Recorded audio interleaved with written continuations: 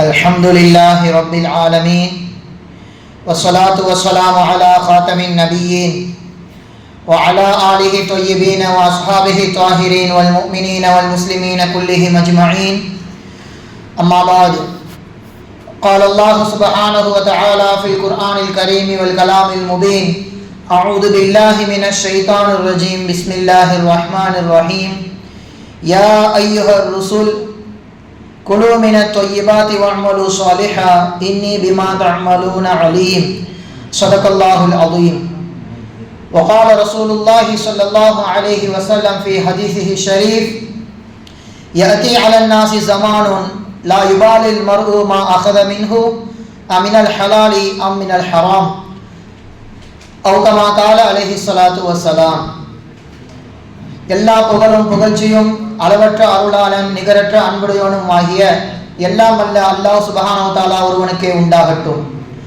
அவனின் கருணையும் சமாதானமும் நம் உயிரினும் உயிரான நம் உயிரினும் மேலான கண்மணி நாயகம் ரசூலுல்லாஹி ஸல்லல்லாஹு அலைஹி வஸல்லம் அன்னவர்கள் மீதும் அவர்களை அடிப்பிரலாமல் அப்படியே பின்பற்றிய பரிசுத்த குடும்பத்தார்கள், சத்திய சஹாபாக்கள், தாபியீன்கள், தபஉ தாபியீன்கள் மற்றும் இந்த ஜும்மா நன்னாளிலே ஒன்று கூடியிருக்கும் நம் அனைவரின் மீதும் அல்லாஹ்வின் அன்பும் அருளும் என்றென்றும் நிறைவாக உண்டாவதாக. ஆமீன். கண்ணியத்திற்கும் மதிப்பிற்கும் உரிய அல்லாஹ்வின் நல்லடியார்களே, அல்லாஹ் சுப்ஹானஹு வ தஆலா தீனுல் இஸ்லாம் என்கின்ற மார்க்கத்தை நமக்கு கொடுத்து இம்மை மறுமையில் அச்சமற்று புனிதர்களாக உயர்ந்து காணப்பட வேண்டும் என்றால் அதனுடைய ஷரியத் சட்டங்களை முழுமையாக நாம் பின்பற்றியாக வேண்டும். இஸ்லாம் காட்டி தந்ததை போன்று பிறப்பு முதல் இறப்பு வரை இடைப்பட்ட காலங்களில் ஒரு மனிதன் புனிதனாக மாற வேண்டும் என்றால் என்னவெல்லாம் அவன் செய்ய வேண்டும், எதை விட்டுவெல்லாம் அவன் தவிர்த்திருக்க வேண்டும் என்ற ஒரு முழு அட்டவணையை நமக்கு எம்பெருமானார் ஸல்லல்லாஹு அலைஹி வஸல்லம் அவர்கள் கொடுத்து சென்று விட்டிருக்கிறார்கள். அதை நாம் சரியான முறையிலே விளங்கி அமல் செய்துவிட்டால் போதும், நாம் மனிதர்களில் புனிதர்களாக மாறிவிடலாம் என்பது மறுக்க முடியாத ஒரு உண்மை. அதன் அடிப்படையிலே ஒரு முஸ்லிம் அல்லாஹ்வின் பார்வையில் எப்போது உயர்கிறார், அல்லாஹ்வின் கோபத்திற்கு எப்போது ஆளாகிறார், தான் சார்ந்த மக்களிடத்தில் அவர் எப்படி பழக வேண்டும், எதுவெல்லாம் எடுத்துக்கொள்ள வேண்டும், எதுவெல்லாம் உதறி தள்ள வேண்டும் என்ற எல்லா விஷயத்தையும் எம்பெருமானார் ஸல்லல்லாஹு அலைஹி வஸல்லம் அவர்கள் நமக்கு சொல்லி சென்றிருக்கிறார்கள். அதில் முதலாவதாக குர்ஆன் கூறும் நமக்கு ஒரு கட்டளை, யா அய்யுஹர் ரசூல் குலூ மினத் தொய்யிபாத்தி வஅமலு ஸாலிஹா. ரசூல்மார்களே, அல்லாஹ்வின் தூதுவர்களே, நீங்கள் நல்லவையை மட்டுமே சாப்பிடுங்கள். வஅமலு ஸாலிஹா, நல்ல அமல்கள் செய்யுங்கள். இன்னி பிமா தஅமலூன அலீம், நிச்சயமாக நீங்கள் செய்வதை நான் அறியக்கூடியவனாக இருக்கிறேன் என்பதாக எல்லாம் அல்லாஹு தஆலா கூறுகின்றான். ஏன் ரசூல்மார்களுக்கு இந்த கட்டளை? அவர்கள் சாப்பிடுவது எல்லாமே ஹலால் தான், அவர்கள் பார்க்கும் விஷயங்கள் எல்லாமே ஹலால் தான், அவர்கள் பழகும் விதம், ஷரியத்தை எடுத்து சொல்லும் விதம், இப்படி ஒருபோதும் ஹராமிலே கலக்காத ரசூல்மார்களை பார்த்து அல்லாஹு தஆலா இப்படி ஒரு வார்த்தையை சொல்கின்றான் என்றால் நம்மை போன்ற சாதாரண மனிதர்கள் நாம் சுய வாழ்க்கையில எப்படி இருக்க வேண்டும்? ஹராமை தவிர்த்து முழுக்க முழுக்க ஹலாலை நாம் நோக்கி எப்போது பயணிக்கின்றோமோ அன்று நமக்கு இந்த உலக வாழ்க்கையும் சரி மறுமை வாழ்க்கையும் சரி சுகபோகமாக மாறிவிடும் என்பதில் எந்த விதமான ஆட்சேபனையும் கிடையாது. அதனால்தான் தஃசீரிலே முஃபஸ்ஸீரீன்கள் சொல்வார்கள், இந்த ஆயத்தில் அல்லாஹ் இரண்டு விஷயத்தை ஒன்றாக சேர்த்து சொல்லியிருக்கிறான். ஒன்று, குலூ மினத் தொய்யிபாத், ஹலாலை மட்டுமே சாப்பிடுங்கள். வஅமலு ஸாலிஹா, நல்ல அமல் செய்யுங்கள். இந்த இரண்டையும் நாம் எப்படி விளங்க வேண்டும் என்பதாக முஃபஸ்ஸீரீன்கள் சொல்கிறார்கள். நீங்கள் நல்லவற்றை சாப்பிட்டால் நல்லது செய்ய உங்களுக்கு பாக்கியம் கிடைக்கும். ஹலாலை சாப்பிடுங்கள், ஹலாலான சிந்தனை ஏற்படும், ஹலாலான சிந்தனை உங்களை இபாதத்தின் பக்கம் கொண்டு போய் சேர்க்கும் என்பதாக திருக்குர்ஆன் விரிவுரையாளர்கள் மிக அழகான ஒரு அற்புதமான விளக்கத்தை கூறுவார்கள். முதலிலே இந்த ஹலால் ஹராமை பற்றி நாம் தெரிவதற்கு முன்பாக எம்பெருமானார் ஸல்லல்லாஹு அலைஹி வஸல்லம் அவர்கள் குறித்து என்ன சொல்லியிருக்கிறார்கள்? அல் ஹலாலு பையினுன் வல் ஹராமு பையினுன். ஹலால் எதுவென்று தெளிவாக சொல்லப்பட்டு விட்டது, ஹராம் எதுவென்று மிக தெளிவாக சொல்லப்பட்டு விட்டது. ஒமா பைனஹுமா முஸ்தபஹாத், அவ்விரண்டிற்கு மத்தியிலே குழப்பமான சில விஷயங்கள் இருக்கிறது. அந்த குழப்பமான விஷயத்தை எவர் தவிர்த்திருக்கிறாரோ அவர் ஹராமை விட்டும் தவிர்த்திருப்பார். சந்தேகம் வரக்கூடிய விஷயங்களில் எப்போது அவர் தலையிட்டு ஹலாலா ஹராமா என்று தெரியாத சூழ்நிலையிலே அதில் அவர் ஈடுபட்டு விட்டால் மிக சுலபமாக மிகவும் விரைவாக அவர் உண்மையான ஹராமின் பக்கமே நுழைந்து விடுவார். எனவே ஹலாலும் தெளிவாகிவிட்டது, ஹராமும் தெளிவாகிவிட்டது, சந்தேகமான விஷயத்தையும் தவிர்த்திருக்க வேண்டும் என்பதாக எம்பெருமானார் ஸல்லல்லாஹு அலைஹி வஸல்லம் அவர்கள் சொன்னார்கள். லா யஅலமுஹா கஸீரும் மினன் நாஸ். ஹராமை ஏதோ ஓரளவுக்கு மக்கள் தவிர்த்திருக்கிறார்கள், ஆனால் இந்த சந்தேகமான விஷயம் வருகின்ற பொழுது மக்கள் பெரும்பாலும் இதை உணர்வதே கிடையாது. சந்தேகத்தை அவர்கள் செய்ய செய்ய செய்ய செய்ய மனது அதற்கு பழகி ஹராமிற்கும் அவர்களை இழுத்து கொண்டு சென்று விடுகிறது என்பதாக எம்பெருமானார் ஸல்லல்லாஹு அலைஹி வஸல்லம் அவர் சொல்வார்கள். ஒருவனின் மானம் மரியாதை எதிலே இருக்கிறது? அவன் ஹலால் ஹராமை பின்பற்றுவதில் இருக்கிறது. ஹராமை கூட விட்டு விடுவோம், சந்தேகத்தில் ஒருவர் நுழைந்து விட்டாலே மானம் மரியாதை பறிப்போய்விடும் என்பதாக எம்பெருமானார் ஸல்லல்லாஹு அலைஹி வஸல்லம் அவர் சொல்கிறார்கள். அந்த ஹதீஸின் தொடக்கமே இப்படித்தான் வருகிறது. ஃபமனித்தகா அல் முஷப்பஹாத். குழப்பமான விஷயத்திலே எவர் தவிர்த்து கொள்ளவில்லையோ, அல்லாஹ்வை அஞ்சவில்லையோ, இஸ்தபர லிதீனிஹி வ இர்திஹி, அவர் மானமும் அவர் இருக்கின்ற மார்க்கமும் பறிபோய்விடும் என்பதாக ஸல்லல்லாஹு அலைஹி வஸல்லம் அவர் சொல்கிறார்கள். சந்தேகத்திற்கே இப்படி ஒரு கெடு என்றால் ஹராம் ஒரு செய்தால் அவர் இம்மை மறுமை எப்படி இருக்கும்? அதுவும் நாம் இருக்கின்ற இந்த காலம் என்பது சாதாரணமானது கிடையாது. சஹாபாக்களே ஹராமை பயந்தார்கள். புனிதர்கள் நிறைந்த காலம் அது. நாம் வாழுகின்ற காலத்திலே புனிதத்திற்கான எந்த ஒரு முகாந்திரமும் கிடையாது. நாம் ஹராமை எப்படி கையாள வேண்டும்? ஸல்லல்லாஹு அலைஹி வஸல்லம் அவர்கள் சொன்னதை போன்று 100% இந்த காலம் என்பது கியாமத்தை நோக்கி நெருங்கிக் கொண்டே இருக்கிறது. சொன்னார்கள் மது விற்பனை அதிகமாகும், அதற்கு வேறு வேறு பெயர்களை வைத்து அழைப்பார்கள் என்று நாம் கண்கூடா பார்க்கிறோமே. ஆண்களின் எண்ணிக்கை குறைந்துவிடும், பெண்களின் எண்ணிக்கை அதிகமாகிவிடும் நாம் பார்க்கிறோமே. பெண்களின் ஆடை குறைந்துவிடும். இன்னும் சொல்ல போனால் கழுதையை போன்று அவர்கள் தெருக்களிலேயே விபச்சாரம் செய்வார்கள் என்கின்ற முன் அறிவிப்பை எம்பெருமானார் ஸல்லல்லாஹு அலைஹி வஸல்லம் அவர்கள் சொன்ன ஒவ்வொரு விஷயத்தையும் நாம் பார்த்து கொண்டு வருகிறோமே. அப்ப இந்த காலத்திலே நாம் ஹலால் ஹராம் விஷயத்தில் எப்படி பேணிக்கையாக இருக்க வேண்டும்? யஅதி அலன்னாசி ஸமான், மக்களிடத்திலே ஒரு காலம் வரும், என்ன செய்வார்கள்? யுபாலில் மர்உ மா அகத மின்ஹு, அவன் சம்பாதிக்கின்ற விஷயம், அவன் எடுக்கின்ற விஷயத்தை அவன் கண்டு கொள்ளவே மாட்டான். மினல் ஹலாலி அம் மினல் ஹராமி, இது ஹலாலா ஹராமா என்ற எந்த விதமான சோதனையும் செய்யாமல், எந்த விதமான ஈடுபாடும் இல்லாமல் கிடைப்பதையெல்லாம் எடுத்து அவன் பயன்படுத்த ஆரம்பித்து விடுவான். இது கியாமத்தின் நெருக்கம் என்பதாக ஸல்லல்லாஹு அலைஹி வஸல்லம் அவர்கள் சொல்லி காட்டினார்கள். நாம் இருக்கின்ற காலத்திலே ஹராம் பக்கம் நாம் போக வேண்டியதில்லை. நாம் வைத்திருக்கும் மொபைல் மூலமாக வீட்டிற்குள்ளேயே ஹராம் என்பது நுழைந்து விட்டது. இஸ்லாத்தை பொறுத்த வரைக்கும் பாவத்தை தடுப்பதற்கு முன்பாக பாவத்தின் ஆரம்பம் என்ன என்பதை பேசுகிறது இஸ்லாம். அழகாக ஒரு உதாரணம் காட்டப்படும் வரலாற்றிலே, ஒரு சின்ன டீஸ்பூனிலே ஒரு மது குடிக்கிறார். இந்த மது அவருக்கு போதையை தருமா என்றால் தராது. மயக்க கொடுக்க விடுவாரா என்றால் கிடையாது. எந்த விதமான பாதிப்பும் இதன் மூலம் பிறருக்கு ஏற்படாது. ஆனால் இந்த சின்ன ஒரு ஆரம்பம் அவரை மதுப்பிரியனாக மாற்றிவிடும், குடிகாரனாக மாற்றிவிடும் என்பதாக இஸ்லாம் ஆரம்பத்திலேயே அந்த சின்னதையும் தடுக்கிறது. ஒமா அஸ்கர கசீருஹு ஃபகலீலுஹு ஹராம், குறைவோ அதிகமோ எதுவாகினும் மது என்பது ஹராம் என்பதாக இஸ்லாம் ஆரம்பத்திலேயே தடை போட்டு விட்டது. எனவே ஒரு சொட்டு தண்ணீரிலே கலந்தாலும் சரி, பாலிலே கலந்தாலும் சரி, அது முழுவதுமாக கொட்டப்பட வேண்டும். அதில் எந்த விதமான ஆட்சேபனையும் இருக்கக்கூடாது என்பதை இஸ்லாம் ஆரம்பத்திலேயே தடுக்கிறது. இன்னும் சொல்ல போனால் இமாம் ஹசன் பஸரி ரஹிமஹுல்லாஹ் அவர்கள் சொல்லி காட்டுவார்கள், ஒரு பெண்ணுக்கு நீர் உஸ்தாதாக இருக்கிறீர், அவருக்கு குர்ஆனை தான் நீ கற்றுக் கொடுக்கிறீர், ஆனால் தனிமையில் இது செய்கிறீர்கள் என்றால் மூன்றாவதாக ஷைத்தான் இருக்கின்றான். ஷைத்தான் இருக்கின்ற பொழுது நல்லவனுக்கு அங்கு வேலை கிடையாது. நீங்கள் தக்வாவை போதித்தாலும் சரி, குர்ஆனை கற்றுக் கொடுத்தாலும் சரி, அது பாவத்தின் பக்கம் இழுத்துச் செல்லும் என்பதாக ஹசன் பஸரி ரஹிமஹுல்லாஹ் அவர்கள் சொல்லி காட்டுவார்கள். ஹதீஸும் அதைத்தான் வலியுறுத்துகிறது. எந்த ஒரு ஆணும் எந்த ஒரு பெண்ணுடன் தனியாக இருக்க வேண்டாம், மூன்றாவதாக ஷைத்தான் இருக்கின்றான் என்பதாக இஸ்லாம் ஆரம்பத்திலேயே விபச்சாரத்திற்கான அந்த திறவுகோலை தடுக்கின்றது.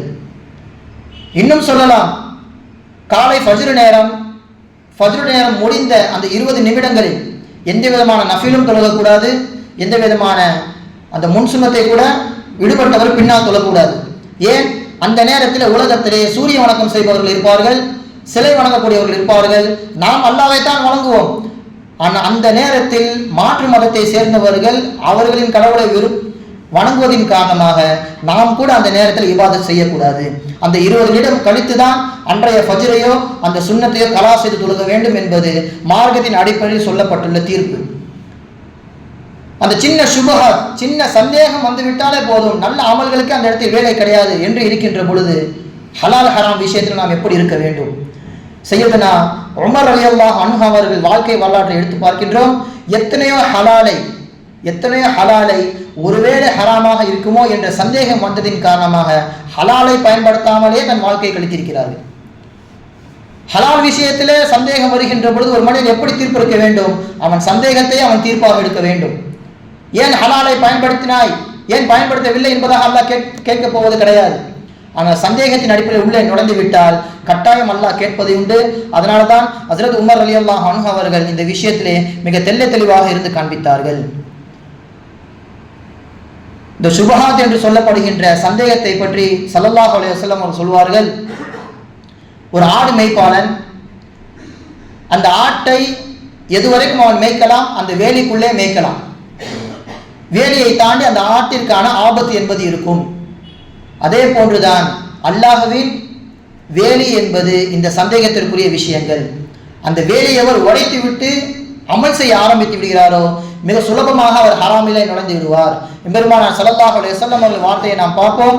வமன் வகஅ ஃபீ ஷுபஹாத், எவர் சந்தேகமான காரியத்திலே உள்ளே நுழைந்து விடுகிறாரோ கராயின் யர்ஆ ஹவுலல் ஹிமா, வேலியை சுற்றி மேய்க்கக்கூடிய மேய்ப்பாளனை போன்று, யூஷிகு ஐ யுவாகிஹு, அந்த ஆடு கொஞ்சம் கொஞ்சமாக மேய்ந்து அந்த வேலியை உடைத்து விட்டு வேலியை தாண்டி சென்று விடும். வ இன்ன லிகுல்லி மலிக்கின் ஹிமா, ஒவ்வொரு அரசருக்குமே அவருடைய எல்லை என்பது இருக்கும். இந்த எல்லை வரைக்கும் இந்த அரசர் ஆளலாம் என்பதாக இருக்கும். அதே போன்றுதான் அல்லாஹ்வுக்கு இந்த உலகத்திலே ஒரு எல்லை இருக்கிறது. அலா இன்ன ஹிமல்லாஹி ஃபி அர்லிஹி, இந்த உலகத்திலே அல்லாஹ்வுடைய வேலி, அல்லாஹ்வுடைய எல்லை என்பது மஹாரிமுஹு, அவன் எதை ஹராமாக்கினானோ அந்த விஷயங்கள் தான் நமக்கான வேலி. சந்தேகத்தை நாம் தொட்டுவிட்டால் ஹராமிற்குள் மிக சுலபமாக நுழைந்து விடுவோம் என்பதாக எம்பெருமானார் ஸல்லல்லாஹு அலைஹி வஸல்லம் அவர்கள் மிக அழகாக ஒரு அற்புதமான ஒரு விளக்கத்தை கொடுத்து நமக்கு தெளிவுபடுத்துவார்கள். நம் காலத்திலே எடுத்துக்கொண்டால் எங்களுடைய உஸ்தாத் அவர்கள் சொல்வார்கள், ஒரு சின்ன பேங்க் விஷயத்தில் கூட எவ்வளவோ ஹராமான விஷயங்கள் உள்ள நடக்கிறது, இருந்தாலும் காலத்தின் சூழ்நிலை நாம் நம்முடைய பணத்தை சேமிக்க வேண்டும். அப்போ அந்த பேங்கிற்கு செல்கின்ற பொழுது வேண்டா வெறுப்புடன் செல்ல வேண்டும் என்பதாக எங்கள் உஸ்தாத் அவர்கள் கூறுவார்கள். ஏனென்றால் அதில் போடப்பட்டுள்ள ஏசி ஹராமான காசிலே வந்தது, அதில் பிடித்து வைக்கப்பட்டிருக்கும் தண்ணீர் ஹராமான காசிலே வாங்கப்பட்டிருக்கிறது. உள்ளே சென்றோமா, காசை போட்டுவிட்டு எந்த விதமான இன்பமும் அனுபவிக்காமல் வேண்டா வெறுப்பாக உள்ளே சென்று வெளியே வர வேண்டும் என்பதாக என்னோட உஸ்தாத் அவர்கள் சொல்லி காட்டுவார்கள். இதுதான் நாம் நம்முடைய ஈமானை பாதுகாப்பதற்கான அடையாளம். இப்போது வருகின்ற பிரச்சனைகள் எல்லாம், கேள்விகள் எல்லாம் மிகவும் புதிதாக இருக்கிறது. ஒரு மனிதர் பேங்க்ல வேலை செய்யல, அது ஹராமு. ஆனால் பேங்க்ல ஒருத்தர் டீ கொடுக்க போறாரு, அங்குள்ள மக்களுக்கு உதவி செய்யறாரு, அல்லது தண்ணி கேன் போட போறாரு, இவர் அந்த பேங்க்லோட ஹராமோடு ஈடுபடுவாரா என்ற கேள்விக்கு அல்லாஹ் எப்பொழுதோ பதில் சொல்லிவிட்டான். வலா தஆவனு பில் இஸ்மி வல் உதுவான், நீங்கள் பாவமான காரியங்களுக்கு ஒருபோதும் துணை போவாதீர்கள், உதவி செய்யாதீர்கள் என்பதாக அல்லாஹு தஆலா எக்காலத்திற்கும் பொருந்தக்கூடிய ஒரு ஆயத்தை நமக்கு ஸல்லல்லாஹு அலைஹி வஸல்லம் மூலமாக வஹியாக இறக்கி தந்து விட்டான். இப்படி நம் காலத்திலே உள்ள நாம் செய்கின்ற தொழில் சார்ந்ததை பார்த்தாலே போதும் எவ்வளவு ஹராம்கள் நம்மை நெருங்கி கொண்டிருக்கிறது. நாம் அதை எப்படி கடந்து செல்ல வேண்டும் என்பதை நாம் சிந்தித்து உணர வேண்டும். அப்போ ஹராமான விஷயத்தில் நாம் மிகவும் கவனமாக இருக்க வேண்டும். நம் முன்னோர்கள் ஹராமை எப்படி கையாண்டார்கள், சந்தேகமான விஷயத்தில் கூட எப்படி பேணுதலாக இருந்தார்கள் என்பதை நாம் சிந்தித்து பார்க்க வேண்டும். நமக்கெல்லாம் தெரியும், உமர் ரலியல்லாஹு அன்ஹு அவர்கள் ஆட்சி காலத்திலே இரவு ரோந்து பணியிலே இருக்கின்ற பொழுது ஒரு தாயும் மகளும் பேசிக்கொள்கிறார்கள். பாலிலே தண்ணீரை ஊற்றுங்கள், நிறைய நபருக்கு நாம் என்ன பண்ணலாம், வியாபாரம் செய்யலாம், நிறைய நபருக்கு நம்ம இந்த பாலை விநியோகம் செய்யலாம் என்பதாக தாய் கூறுகிறாள். இல்லை, இது தவறாயிற்று என்பதாக சொல்லுகின்ற பொழுது அந்த தாய் சொன்ன வார்த்தை என்ன, அமீருல் முஃமினீன் உமர் அவர்கள் நம்மளை பார்ப்பது கிடையாது, நாம் வீட்டிற்குள்ளே இருக்கிறோம், நாம் செய்யும் தவறு அவருக்கு என்ன தெரியவா போகிறது? மகள் சொன்ன வார்த்தை ரொம்ப மிகவும் முக்கியமானது. அமீருல் முஃமினீன் லம் யரானா, உமர் ரலியல்லாஹு அன்ஹு அவர்கள் நம்மளை பார்க்கவில்லை. வலாக்கின் ரப்ப அமீருல் முஃமினீன் யரானா, உமர் அவர்களுடைய இறைவனாகிய அல்லாஹ் நம்மை பார்த்து கொண்டிருக்கிறானே, அல்லாஹ்விற்கு அஞ்சி நாம் இந்த வேலையை செய்யாமல் இருக்க வேண்டும் என்பதாக அந்த பெண்மணி, அந்த மகள் தாய்க்கு கூறிய வரலாற்றை நாம் பார்க்கிறோம். மறுநாள் காலையிலேயே இப்படி ஒரு அஹ்லாக்குடைய பெண்ணை நாம் நம்முடைய மகனுக்கு திருமணம் முடித்து விட்டால் சந்ததி பாதுகாக்கப்படும் என்கின்ற நோக்கிலே திருமணம் செய்து வைக்கிறார்கள். அவர்களுடைய வழித்தோன்றலில் பிறந்தவர்கள் தான் உமர் இப்னு அப்துல் அசீஸ் ரஹிமஹுல்லா அவர்கள். அவர்களுக்கு பிறந்தது லைலா, லைலா அவர்களுக்கு பிறந்தது அப்துல் மலிக் இப்னு மர்வான், அவர்களுக்கு பிறந்தவர்கள் தான் உமர் இப்னு அப்துல் அசீஸ் ரஹிமஹுல்லா. அச்சு அசலாக உமர் ரலியல்லாஹு அன்ஹு ஆட்சி காலத்தை அப்படியே எடுத்து செய்தவர்கள். தன் சுய வாழ்க்கையிலே எப்படி அவர்கள் பேணுதலை கடைபிடித்தார்கள். இவருடைய ஆட்சியிலே ஒவ்வொரு இடத்திலும் ஒவ்வொரு கவர்னர்களை நியமிக்கிறார்கள். அந்த கவர்னர் தான் சார்ந்த மக்கள் எப்படி இருக்கிறார்கள், அவருடைய வலிமை ஒழிக்கப்பட்டு விட்டதா, மது போன்ற கலாச்சாரங்களில் ஈடுபடாமல் மக்களை சரியான முறையிலே கையாண்டோம் என்கின்ற விஷயத்தை தகவல் சொல்வதற்காகவே வந்து கொண்டே இருப்பார்கள். அப்படி ஒரு நபர் வந்த அவர் அஸ்ஸலாமு அலைக்கும் வரஹ்மத்துல்லாஹி என்று சொல்லி அறையிலே நுழைகிறார். உமர் இப்னு அப்துல் அசீஸ் ரஹ்மத்துல்லாஹி அவர்கள் கேட்கிறார்கள், உங்களுடைய பகுதி எவ்வாறு இருக்கிறது? வறுமை முழுவதும் ஒழிக்கப்பட்டு விட்டதா? மக்கள் எல்லாம் நோய் இல்லாமல் ஆரோக்கியமாக இருக்கிறார்களா என்ற தொடர்ந்து கேள்வியை கேட்கிறார்கள். அந்த கவர்னரும் ஆம், சரியான முறையில் சென்று கொண்டிருக்கிறது, எந்த விதமான பிரச்சனையும் கிடையாது. இது நடப்பது இரவு நேரத்தில் விளக்கு வெளிச்சத்தில். பதிலுக்கு அவர் ஒரு கேள்வி கேட்கிறார். வந்த தூதுவர் இந்த கவர்னர் கேட்கிறார், நீங்கள் எப்படி இருக்கிறீர்கள், உங்கள் குடும்பம் எப்படி இருக்கிறது, எல்லாரும் ஆரோக்கியமாக இருக்கிறார்களா என்று கேள்வி கேட்ட உடனேயே விளக்கை அணைத்து விட்டார்கள், பதில் சொல்லவில்லை. அந்த வந்த தூதுவர் சொல்கிறார், அமீருல் முஃமினீன் அவர்களே, நீங்கள் கேட்ட கேள்விக்கு நான் பதில் சொன்னேன், வெளிச்சத்தில் இருந்தோம். இப்ப நான் கேட்ட கேள்விக்கு நீங்கள் வெளிச்சத்தை மறைக்க வேண்டும், அணைக்க வேண்டும், என்ன காரணம் என்று கேட்கின்ற பொழுது, நான் உங்களிடம் கேட்டது மக்களை பற்றி, அதற்காக அந்த வெளிச்சம் என்பது தேவை. அது பதிலுக்கு நீங்கள் கேட்டது என்னை பற்றியும் என் குடும்பத்தை பற்றியும். இந்த வெளிச்சம் மக்களுடைய பணத்திலே வாங்கியது, இந்த விளக்கு மக்களுடைய பணத்திலே வாங்கியது, இதை என் சுய லாபத்திற்காக நான் பயன்படுத்தக்கூடாது, எனவே விளக்கை அணைத்தேன் என்பதாக அன்றைய இரவு அவர்கள் இரவிலேயே கழித்தார்கள். சிந்தித்து உணர வேண்டும், ஒரு தாய் தந்தை அந்த பெண் எப்படி ஹலால் ஹராம் விஷயத்தில் பேணிக்கையாக இருந்தாலும் அது அப்படியே சந்ததிக்கு பாஸ் ஆகும். அதனால்தான் உமர் இப்னு அப்துல் அசீஸ் ரஹ்மத்துல்லாஹி அவர்கள் இரண்டாவது உமர் என்பதாக போற்றப்பட்டார்கள். ஆரம்பத்திலே சொன்னதை போன்று உமர் ரலியல்லாஹு அன்ஹு அவர்கள் ஹலாலை ஹராம் என்று நினைத்து பல தடவை விட்டிருக்கிறார்கள். இரண்டாவது உமர் என்று பெயரெடுத்த உமர் இப்னு அப்துல் அசீஸ் ரஹ்மத்துல்லாஹி அவர்களும் அதே சூழ்நிலையில் வாழ்ந்தார்கள். இமாமுல் ஆலம் அபூ ஹனீஃபா ரஹ்மத்துல்லாஹி அவர்கள் பற்றி நமக்கு தெரியும். கடன் வாங்க செல்கின்ற பொழுது வெயிலிலேயே நிற்பார்களாம். இதுக்கு முன்னால் உள்ள ஜும்மாவில் கூட நாம் சொல்லியிருக்கிறோம். கடன் வாங்க வேண்டும், அவருடைய வீட்டில் திண்ணையில் கூட அமர மாட்டார்கள் அபூ ஹனீஃபா ரஹ்மத்துல்லாஹி அவர்கள். காரணம் கேட்கின்ற பொழுது, அவர் எனக்கு தர வேண்டிய காசு மட்டும்தான் எனக்கு சொந்தம், அவருடைய பணம் வர வரைக்கும் நான் நிலையிலே அமர்ந்து விட்டால் அது வட்டியாக மாறிவிடும், அவரிடத்திலிருந்து கூடுதல் பயனை நான் வாங்கிவிட்டேன், எனவே இது தவறு, இது ஹராம் என்பதாக வேலிலேயே காட்டுக் கொண்டிருப்பார்கள் இமாம் அபூ ஹனீஃபா ரஹ்மத்துல்லாஹி அவர்கள். இப்படி ஒரு சின்ன சின்ன விஷயத்திலே நாம் தவிர்த்து கொண்டாலே போதுமானது, அல்லாஹ்வின் அன்பை உடனடியாக பெற்றுவிடலாம்.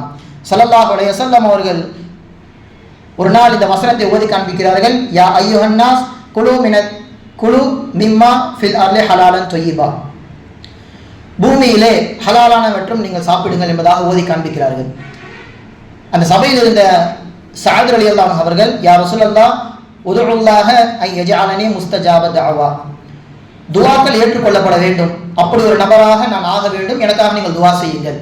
சாவுடைய துஆவை ஏற்றுக்கொள் யா அல்லாஹ் என்று ஒரு வார்த்தை நீங்கள் சொல்லிவிட்டால் போதும், என்னுடைய துஆ ஏற்றுக்கொள்ளப்பட்டு விடும் என்பதாக கேட்கிறார்கள், கோரிக்கை வைக்கிறார்கள். ஸல்லல்லாஹு அலைஹி வஸல்லம் அவர் சொன்ன முதல் வார்த்தை அத்திபு மத்அமக், உங்களுடைய வருவாயை, உங்களுடைய உணவை ஹலாலாக ஆக்கிக் கொள்ளுங்கள். தகுன் முஸ்தஜாப தஅவா, நீங்கள் வெகு சீக்கிரத்தில் துஆக்கள் ஒப்புக்கொள்ளப்படும் நபராக மாறிவிடுவீர்கள் என்று சொன்னார்கள் ஸல்லல்லாஹு அலைஹி வஸல்லம் அவர்கள். எதுவும் தேவையில்லை. இந்த ஹதீஸ் ஒரு பக்கம் இருக்கட்டும், இதுவே மறுபக்கம் இன்னொரு ஹதீஸ். ஸல்லல்லாஹு அலைஹி வஸல்லம் அவர்கள் வேறொரு சந்தர்ப்பத்திலே சொன்ன சம்பவம், யமன் நாட்டிலிருந்து சன்ஆ என்கின்ற பகுதியை சேர்ந்த ஒரு நபர் காபத்துல்லாவிற்கு நடந்து கொண்டே வருகிறார். தலை வாரவில்லை, பரட்ட தலையாக இருக்கிறார். அங்கிருந்தே இஹ்ராம் ஆடை உடுத்திக் கொண்டு வருகிறார்.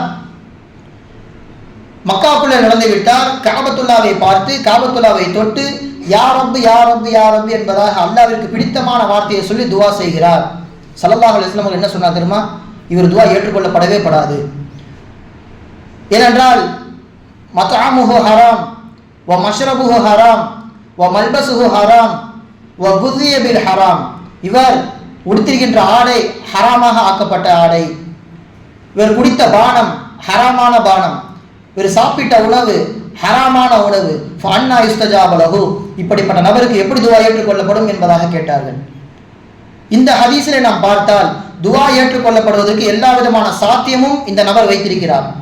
ஒரு முசாஃபிர் துவா ஏற்றுக்கொள்ளப்படும். இவர் ஒரு முசாஃபிர், பரட்டைக்கலையாக இருப்பவர், தன்னை அல்லாஹ் முன்னாலே ஒரு ஏழை போன்று காட்டிக் கொள்பவரின் துவா ஏற்றுக்கொள்ளப்படும். ருப்ப அஷாஸ மதுஃபூம் பில் அப்வாப், பரட்டை கலையுடையவரின் துவா என்பது ஏற்றுக்கொள்ளப்படும் என்பதாக ஸல்லல்லாஹு அலைஹி வஸல்லம் அவர் சொன்னார்கள். மூன்றாவது, பூமியிலே சிறந்த ஹரம் ஷெரீஃபில் அவர் நிற்கிறார். கட்டடங்களிலே சிறந்த காபத்துல்லாவை பிடித்து கேட்கிறார். ஆனால் எல்லாம் இருந்தும் ஹராமிலே அவர் உணர்ந்து கொண்டிருந்ததின் காரணமாக எந்த விதமான துவாவும் ஏற்றுக்கொள்ளப்படாது என்பதாக சொன்னார்கள். அப்போ ஒரு மனிதர் அல்லாஹ்விற்கு பிடித்த இடமான காபத்துல்லா என்கின்ற இடத்திலே இருந்தாலும் சரி, ஹராமை உட்கொண்டு விட்டால் துவா ஏற்றுக்கொள்ளப்படாது. அதுவே அவர் காபத்துல்லா அல்லாத உலகத்தில் வேறு எந்த பூமியில் இருந்தாலும் சரி, ஹராமான உணவை சாப்பிடாமல் ஹலாலை மட்டுமே எடுத்துக்கொண்டால் அவர் முஸ்தஜாபு தஅவா, துவா ஏற்றுக்கொள்ளப்பட்ட நபராக மாறிவிடுவார் என்பதில் இந்த இரண்டு சம்பவத்தின் மூலம் நாம் புரிந்து கொள்ளலாம். நாம் நம் உணவை எப்போது ஹலாலாக ஆக்கிக் கொள்கிறோமோ துவாவிற்கான பஞ்சமே ஏற்படாது. நாம் நினைப்பதே அல்லாஹ் தர வேண்டும். ஹதீஸில் அப்படித்தானே வருகின்றது. ஒரு அடியான் கையை ஏந்தி அவன் கையை இறப்பதற்கு முன்பாக அதை காலியாக அனுப்புவதற்கு அல்லாஹ் தஆலா வெட்கப்படுகிறானாம்.